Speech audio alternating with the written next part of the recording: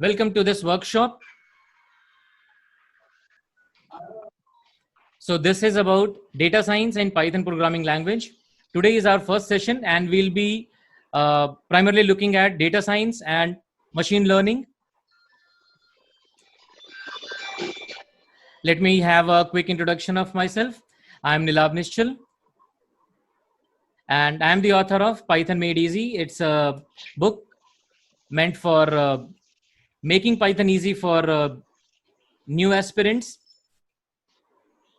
I run marathons, I do cycling, long distance cycling, and quite all things which are fun. Similarly, I'll request all of you not to be too serious about it. Have fun, because if you're not having fun, you're not actually learning something. So I'm super excited to meet you all today. I hope you guys are excited too. So let's start our session from here. This is the workshop outline. In week 1, we'll have sessions on data science in Python. I'll introduce you to data science, machine learning, and artificial intelligence today. And then we'll have introduction to programming in Python. In week 2, we'll have Python in Jupyter Notebook, where you'll learn to write your first code. Then we'll have control flow. There are some people from computer science background, as I saw from your Google form submissions, and they will be knowing about what is a control flow, what are variables, objects, and control flow statement. Don't worry. For everybody else as well, we'll be covering them from the very basics. And then week 4 will be culmination with functions and modules. We'll discuss some real life projects, and there are Python tools which make things easy for you: NumPy, Pandas, and visualization intro with Matplotlib and Seaborn. So this is how this entire workshop looks like. Now we'll start with complete introduction to data science. So in this session, we'll first see why do we need data science. Ultimately, going to learn a subject, we need to understand that do we at all need it? Is it anyway important in our day-to-day life? Then we'll see what is data science, and then a very important question: how can I become a data scientist? Or for that matter, how can you become a data scientist? What tools does a data scientist use? What does a data scientist do, and how does it do it?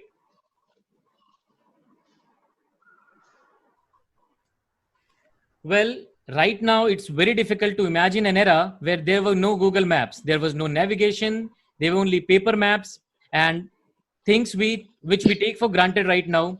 I'm not talking about days of an earlier generation. Even I remember a day when I went with a friend to Delhi to work to do some college work, and I had to meet many alumni of mine there. We only had a paper map and a list of alumni with their addresses. We tried to reach each of them using that paper map, and now I realize how easy it would have been if Google Map or navigations were there in that time. Now the thing is, what makes Google Map possible? It's data science and the principles of data science which are acting behind it. This is not a very uncommon thing right now which you are seeing on your screen when you are going through some route and ultimately you come to know that that route is closed. The road is going through an upgradation, some pothole work, some new bridges coming. But with Google Maps, it's actually very difficult for people using navigation out there to get stuck somewhere, because Google Map tells you in advance that this road is closed. They'll give you a better route.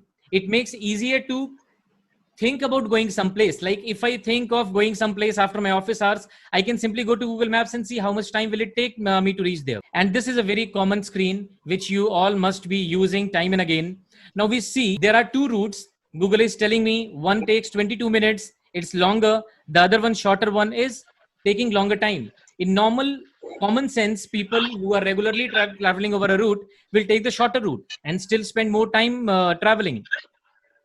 This is the power of data science, that it has made the decision making disruptive. It has made the predictions very easy and gives an advance warning or advance knowledge to us for making better informed decisions. This is why we need data science. This is not the only place where data science is used nowadays. I'll take one more example. Data science is very, very heavily used in healthcare industry. The drug discovery, tracking of diseases. They do predictive analysis in healthcare. Hospitals do predictive analysis of in which season how many patients are normally coming with the his historical data. And now you can see a picture on your screen. This is a digital X-ray. So what digital X-ray actually does is, instead of taking a normal camera film kind of situation, it gives computer the data of X-ray passing through your body, and then computer uses that data to create this picture. This is similar to any digital photograph, but the power of this is the time taken to develop a film, the expense in developing a film, and the hassle of being physically over there is gone. Now the doctor immediately sitting on that place can see what your health looks like from inside. Data science has main three uh, use or usefulness. They are used in pattern discovery, finding hidden information in the data, predictive analysis, and informed decision making. We'll see this one by one. You must be having this experience of online shopping. So when you go and shop online, after you buy one thing or you browse through things, Amazon or Flipkart or any online marketplace shows you things which are recommended for you, things which you will see and find that yes, these are the things which are similar to things you have seen in past. They discover the pattern of your shopping and give you similar results. You all must have heard of Cambridge Analytica and use of voter profiling, voter data in elections, or using Facebook for that purpose. This also have the similar kind of thing. They discover the pattern of behavior and demography of people, and they use it for giving election campaigns. Then their predictive analysis. Weather forecast is a kind of predictive analysis. Sales forecast is one of the most common things which happens in industry. Based on the historical sales and based on the correct parameters, they forecast what is going to be the sales in the future. Now, this is a very common photograph you'll see online. This kind of photograph. This is the outlook of electrical vehicles. Now, we can see the forecast up to 2040. This is made possible because of data forecasting or predictive models based on data analysis. And then there are informed decision making. What you see on your screen right now is a self-driving car. Here, the decision is not being taken by the machine itself, but the decision is being taken in real time. It's the best example of data science or decision making by data science, which comes to my mind. Now, this is one dashboard I like to show you. This is one data analysis of my own website. You can do similar analysis of almost everything. How many visitors were there? How many visitors were there in which day? From where did they come? They came from Facebook or Google. How many of them returned to visit the website? And then, as I told you earlier, from where have they logged in? So all the data can be presented, can be used, can be turned into a storyline using various different data analysis and data science tools. Now, when we have understood why do we need data science, let's understand what is data science. Let's understand what is data science. There's so many buzzwords floating around data science right now. Analytics, data mining, data processing, data visualization, machine learning, vision, social networking, statistics. All these are somehow related to data science. So data science is essentially the science of deriving meaning out of data. Let's take a very common example. How does a data science thing work? Now, when you are going to have a simple decision of which institute shall I select for my engineering, you have some data in your hand. And based on that data, you'll see whether this institute offers the course I want to join or not. If no, you'll move out to another college. If yes, another data set will give you the college ranking. Now, you might be someone like me who has to depend on the choices given, or you can be an intelligent person, a really, really intelligent genius person who doesn't have to look at things as they come, but he has the choice. So you'll say, no, I'll go only in the top 5 institutes. You'll decide that based on the data.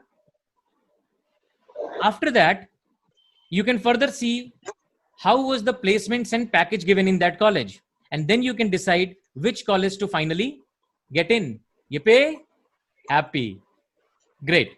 So that is how a simple data analysis process works. And in this process, you did not use any computer, you did not use any tools, but only common sense. In our day-to-day life also, we use data science in similar commonsensical way. We only do not notice. I hope you start noticing things now more proactively. So data science is essentially tool or field of study which enables you to ask the right questions. Now, first thing which comes to our mind is who will answer my questions, but more important is what is the right question. If you ask the right questions, it's more and more likely then you'll get the correct answer. You reach the desired answer. There's some examples like when you read books on Kindle or Goodreads, they keep on suggesting you books depending on the kind of books you have read. So how does Kindle, which is a machine, knows what kind of books do you want to read? They do not know the books. They do not know the choices you are going to make in your life, but they know what other people are also reading. And if someone has read a certain book, say for example, someone has read a book on Python, they will go again and read a further advanced book on Python. And hence, Kindle knows that one person who has read this book has read these other books as well. So that, from that pattern, it gives you suggestions. Similarly, YouTube advertisements also work. And business decision, of course. So these things are decision-making processes or giving you choices using data science.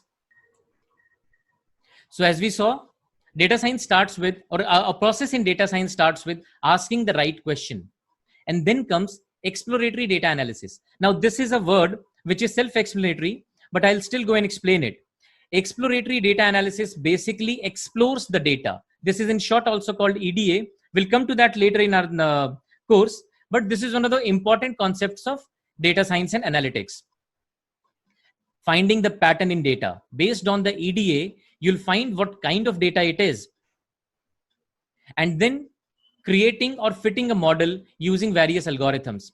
This might sound more technical. It is, but it's not difficult. And this is the most important and at the same time, most ignored step because it's not technical.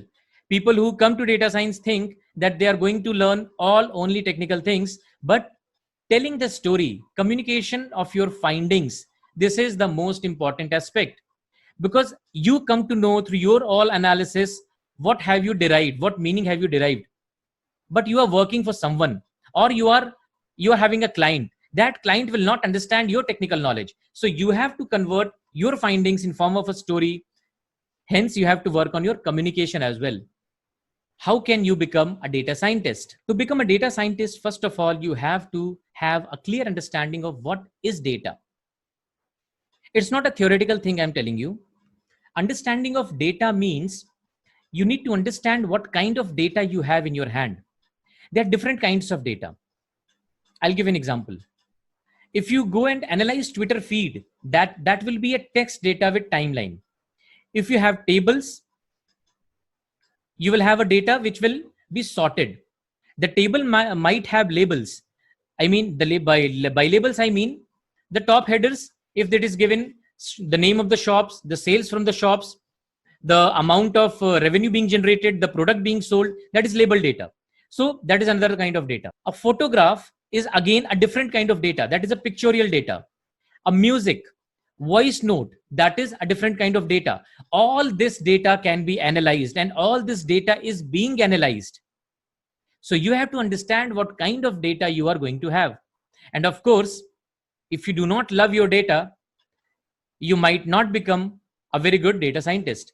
So for becoming a data scientist, you should have a knack for data. So here are a few questions which you can read on the screen. And if majority of the above questions are yes, we can go ahead. Understanding of algorithms. It's not difficult to understand an algorithm because algorithms are ultimately logic. When you tell computer to perform some task, it goes and looks what are the steps you are telling it to perform that task. And those steps are algorithm, nothing else. This is like solving a puzzle with pen and paper. So algorithm doesn't necessarily mean using a computer. I'll give you an example. You have a list of numbers, and I tell you, derive a method to separate even numbers from odd numbers. I don't think if I give you numbers from 1 to 100, random numbers, you do even need a computer for that. You can simply separate those numbers in odd and even. But there has to be a logic behind that. That logic and the flow of that logic is algorithm. It's as simple as that. So if you can write logic that goes stepwise, you can understand machine learning algorithm as well. Then understanding of programming. Many of you are new to programming, and so am I. Let me admit that. Hence, if you think that programming is computer engineers, computer science guys thing, you're mistaken. Let me tell you, it's one of the easiest thing to learn, because the way we communicate to people and the way we communicate to computers nowadays, it's quite similar, because the high level programming languages like Python, Java, they are very similar to the English language you use. Yes, of course, there are some syntax nuances which are specific, but still we'll come to that. I'm just trying to allay the fear of programming if that word comes to haunt you, or thinking that, oh, this is one thing because of which I cannot become a data scientist. Then you should not be afraid. Programming is not that difficult to do, and you can very easily learn that. So these are the few things I have written in such a way that you might know it, you might not know it, but in the next coming up sessions, you'll come and understand each and every word which we have mentioned over there, be it loops, conditional statements, variables, client, database, everything. Understanding of statistics. Not very deep statistics if you want to start with it, but yes, the basic knowledge of statistics, like what is a mean, what is a median, mode, standard deviation, distribution. These things come handy when you are working with data. And then understanding the business domain. What I mean to say, if it is not a deal breaker, is you cannot be a master of all the businesses, but whichever data set you are working upon, you need to have some domain knowledge of that. And that is why consultants or the data scientists or the data science professionals work very closely with business professionals to understand the business problem. So let me summarize that. It starts with understanding of data, understanding of logic or algorithm, understanding of programming, understanding of statistics, and then understanding of business domain. And I have summed them in this one picture. So you see, on one side, there is mathematics and then computer science, or programming if you say. So if you know mathematics and computer science, you can do machine learning. But to become a data scientist, a complete data scientist, you need to have domain expertise as well. So when all these three combine, you become a complete data scientist. And now this is the most important slide. Trust me, the most important slide of how can I become a data scientist. You need to be curious. Curiosity is the first and foremost attribute of a data scientist. He has to be curious. If you're not curious about the problem, if you're not curious enough to dig deep, it's not going to work out. And then something which is not very common sense, and as I said, communication skills.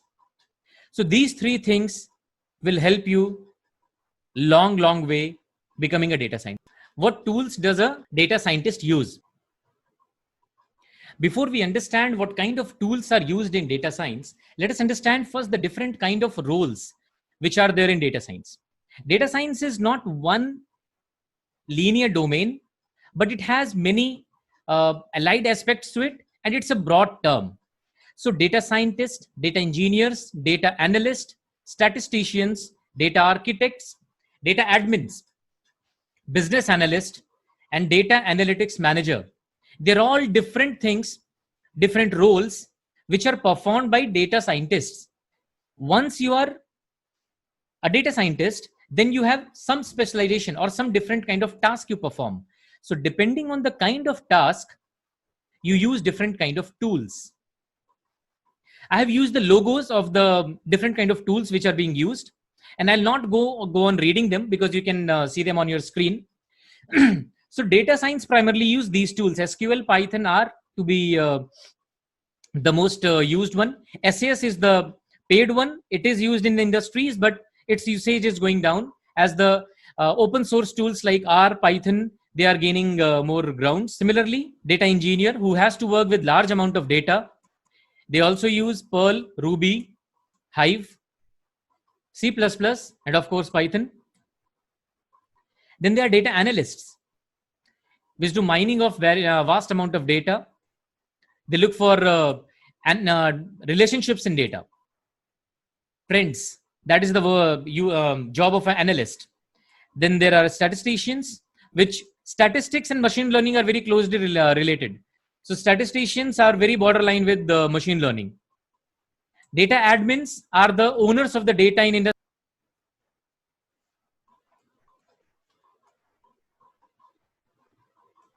And as we noticed, Python emerges as a common tool for all roles.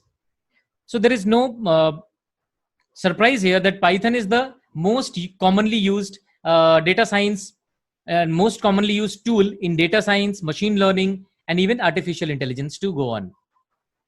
So what do you have to do if you become a data scientist? You saw till now what do you need to do to become a data scientist. Also, you saw what tools do you need to use if you become a data scientist. Now, what do you have to do? So this theme emerges very commonly. The data scientist has to ask the right questions. Then gather data from multiple sources. Now, there is a very common misconception among the budding data scientists that it's someone else's responsibility always to give you ready-made data. And you have to just work on that data, derive meaning, and present it to people. Sorry to burst your bubble, but that's not true. In fact, a data scientist who is working on a machine learning algorithm, even a very complex one, spends hardly 10 to 15% of his time selecting, testing, choosing the algorithm. And most of the time, roughly 70% of his time is used in data cleaning, data sorting, preparation of the data, and roughly 10 to 15% of his time is used in gathering the data from multiple sources. As I said, then you have to process the raw data and convert it to a format suitable for analysis. This process is data cleaning or data wrangling, to convert the data's format, to make it possible to feed that data into your machine learning algorithm or statistical model. And when you have done all this, then you have to prepare the result and insights to share with the appropriate stakeholders. Sorry. I have again repeating this point. I emphasized on it earlier also. It's not enough for you to know or for you to understand whatever meaning you derive from the data. You have to present it to someone. You might not be the ultimate decision maker from the beginning of your career or even in the mid of it. There will be a CEO, there will be a board, there will be a senior, there will be a boss, there will be a client whom you need to present the result. And the result has to be presented in such a way that, number one, is understandable by a common man who has no knowledge of data science, free of jargons, and preferably in a form of a story with sticks, preferably in form of visualization, which gives very clear meaning. So, a very pertinent question. Now you know the tools, you know what to do, but how? How is the big question. How will you do it? So this is how a data science life cycle works, or a data science project's life cycle works. It starts from business understanding. In other words, as I said, data understanding the type of data you have, understanding from where the data is coming. Then data mining. Data mining means, like when we mine coal, what do we get? In coal mining, we get coal. In gold mining, we get gold. So in data mining, we get data. It's that simple. So the process of getting the data, scrapping it, taking it out from a website, getting it from some servers, finding some XML files, or simply importing or accessing a CSV or Excel file on which most of the people are working, this process is data mining. Once the data is in your hands, you'll clean the data, you'll prepare the data. After preparing the data, you need to explore it. The exploration has various steps. We'll come to that later. And then feature engineering. Feature engineering is basically finding the patterns in the data, reducing some features. There will be many variables at times in data. If you're working, say, for a pharmaceutical company, or if you're working in agriculture, there in those fields, there are times when there are hundreds of variables. You cannot make a model by changing hundreds of variables in the model. So you have to do feature engineering. You have to reduce the variables. You cannot simply throw out variables on your whims and fancies. So there are tools for that. And then predictive modeling. As we saw, predictive analysis is a very important thing of data science. So predictive modeling and data visualization to present that data. This is one of the most exciting, most interesting things of data science: machine learning.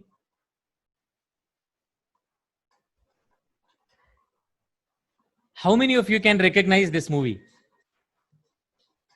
This is one of my favorite movies. Not one of my favorite. This is the favorite movie. So guesses. Okay. Prakash says Terminator. R. Agrawal says Terminator. Sunaina Singh says Terminator 2, The Judgment Day. All right. So Terminator 2, The Judgment Day is the movie. Now, why are we talking about this? I know you all might be more interested in the movie right now, but it's not out of the blue that I have quoted these two scenes. Terminator 2 Judgment Day is a 1992 movie. In 1992, and even before, many Hollywood movies have shown this kind of theme. They showed artificial intelligence taking over the world. And since then, artificial intelligence kind of became a very conflicting, driving very contradictory emotions when being discussed in public. So is artificial intelligence a bad thing or a good thing? That is a very, very raging debate. And if you follow Tesla CEO and chairman Elon Musk, he also tweeted some nasty and some interesting things about this. Like any other tool, it depends who is using it, in whose hands it is. It's ultimately an ethical thing. But yes, it has the power to disrupt. It has the power to go both ways. Why are we talking about artificial intelligence right now? Because we are going to talk about machine learning. And I find these two pictures the most interesting, exciting part of machine learning, which I saw roughly 28 years back. And even at that time, it amazed me to see that a machine can learn. Now, can you relate these two words? If you have seen this movie, in the left scene, the boy is making the Terminator, who is a machine, understand the value of life. He is making him promise not to kill anyone. And in the second scene, he's teaching him some game. So by listening to him, by seeing him do things, the machine is learning. This may be a very abstract thing, and machine learning in practical, which you'll be doing few months or years down the line, you might be cursing me that it didn't turn out to be so interesting. Yes, to begin with, it's abstract, but this is the ultimate thing which machine learning and then artificial intelligence achieves: to teach a machine without specifically coding. Now, answer this question. Why do we need programming? So programming is a language by which you tell the computer to do something, but a computer does nothing more and nothing less than what's being told to it. Unlike a human being learns. Even a small child, if you see in the picture, is learning from the shapes, from the colors, from the touch of that toy. They learn how to walk by looking at other people, by looking at elders, by trying. A computer, a machine doesn't do that normally, does it? Similarly, when the child grows up, they learn from facial expressions, they learn from emotions, they learn from what is a hand movement mean, what different hand movements mean, and they learn from body languages. This is how human being learns. Similarly, data science has advanced to the level of machine learning where you can teach a machine to learn. If you see this, and if you go in YouTube or in any machine learning website, you'll find this is one of the most quoted example of machine learning algorithm and learning. Here, we are teaching the machine to identify from the picture whether that picture is of a cat or a dog. What we do here is we give the machine label data here. Label data means we give a picture of the cat and tell the machine that it is a cat. Machine sees that picture, identifies the patterns, small nose, whiskers, big eyes, this kind of ears. Mostly, a cat has a different features than the dog. So it identifies by the pictures, and many of them, not one, many of them, that how does a cat look like, and more importantly, how is it different from a dog? Because we give pictures of dogs as well. So as you see in this picture, the machine statistically differentiates between a cat and a dog. And once the machine learns it, and then when we give them a picture of a dog, they will tell you this is a dog. If you give them a picture of a cat, they will tell you this is a cat. What happens if you give them a picture of a tiger? Well, that is where, or things like that, makes the model's performance less than 100%. So when they say my model is 95% accurate, they mean out of 100 times, 5 times it will commit some mistake. So if they give 100 pictures of cat and dog, 95 times they will identify if the 95% is the performance of that model. Similarly, if you give photo of a pug, its features are somewhere in between common dog feature and cat features. The machine might commit a mistake, but still it's a big leap from coding each and every line in the machine to make the machine learn itself. And this is machine learning in the simplest way. This is one of my favorite comic strips. So there are mainly 3 types of machine learnings. We'll not go into very detail of it. We are just getting introduced to it because machine learning will come much later, even after you learn data science. But let us understand it. Let's not leave it as a jargon. Let us imbibe this. Let us absorb this word. There are 3 types of machine learning primarily: supervised learning, unsupervised learning, and reinforcement based learning. This is not different from how a human being learns. Almost similar. A supervised learning, from the very childhood, we teach a child by showing them objects. This is a ball. In the alphabetical chart, if you see A for apple, B for ball, C for cat, they're pictures to identify. Similarly, in supervised learning, when we give a picture, we also tell them that this is the name of the object. Like here, we are giving the pictures of the apple and telling them these are apples. So when the model is fed with a picture of apple and not told anything, the model will tell you this is an apple. The model or the computer learns. Supervised learning. You are supervising it. You are giving the labels. That is supervised learning. Then the unsupervised learning is basically you are not telling the machine. It's even more beautiful. The machine is learning on itself. You are not telling the machine whether it's an apple, it's a banana, or it's an orange. It's learning on itself. But it will not tell you what it is.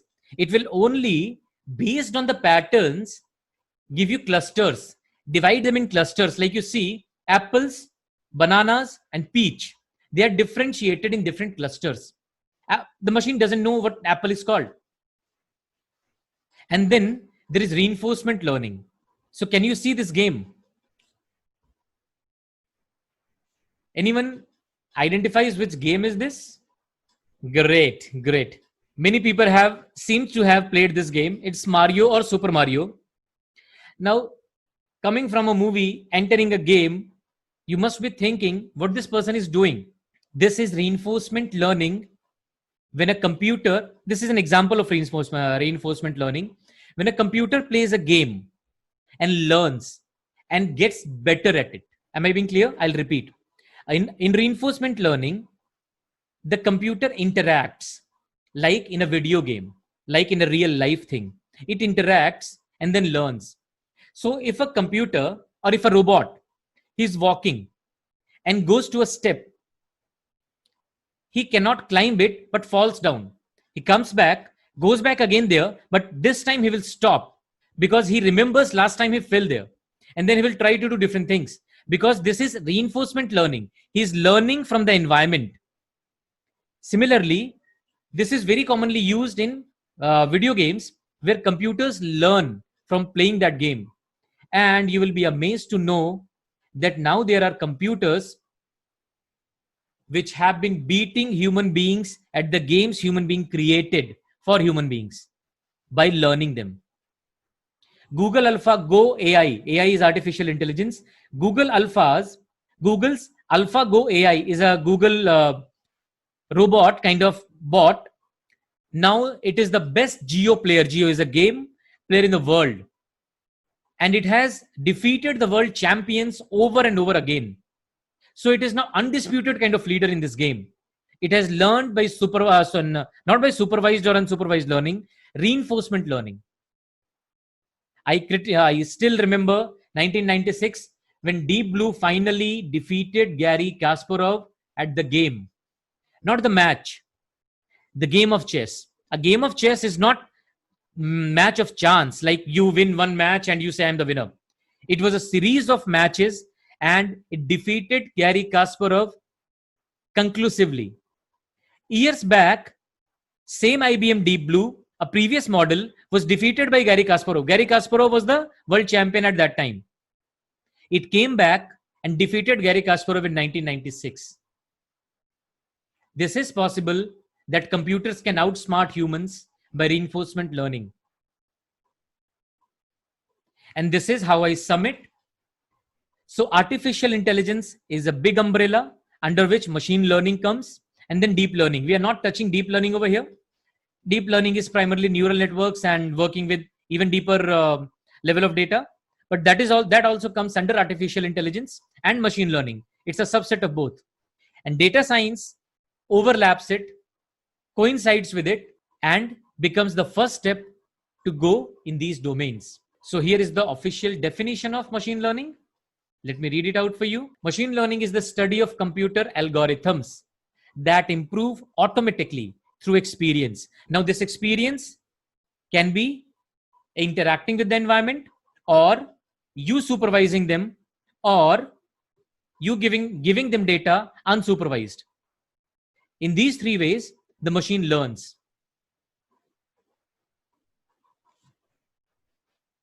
So guys, here I end my session on data science and machine learning and AI introduction. So I believe in interacting. I believe if you also engage yourself, the learning will be more crisp, the learning will be more lasting. Hence, for the next session, I'll give you some homework. The next session is tomorrow and it's a weekend. So you can spare half an hour or an hour of time to read what I'm giving you to read.